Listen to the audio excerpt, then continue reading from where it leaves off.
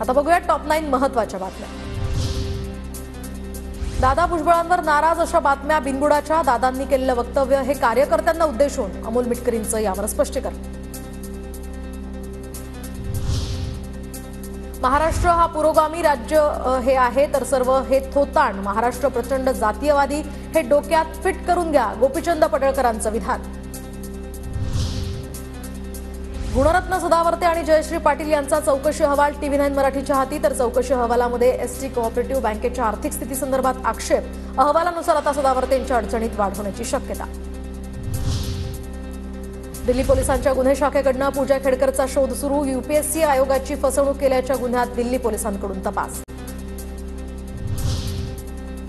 ईडीला laptop आणि मोबाईलमधील data परस्पर copy करण्यास मनाई। सर्वोच्च न्यायालयाचा महत्त्वपूर्ण निर्णय। तर सांतियागो या मार्टिन या प्रकरणामध्ये सर्वोच्च न्यायालयाचा आदेश। भारतरत्न अटल बिहारी वाजपेयी यांची आज 100वी जयंती। तर राष्ट्रपती, उपराष्ट्रपती आणि पंतप्रधानांनी वाहिली त्यांना श्रद्धांजली।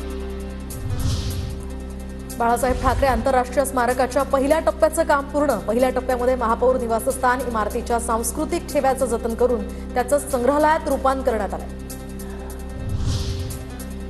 कझाकिस्तानमध्ये विमानाचा भीषण अपघात। अझरबैजानहून रशियाला जाणारं हे प्रवासी विमान कोसळलं। अपघाताच्या वेळी विमानामध्ये 70 प्रवासी असल्याची माहिती।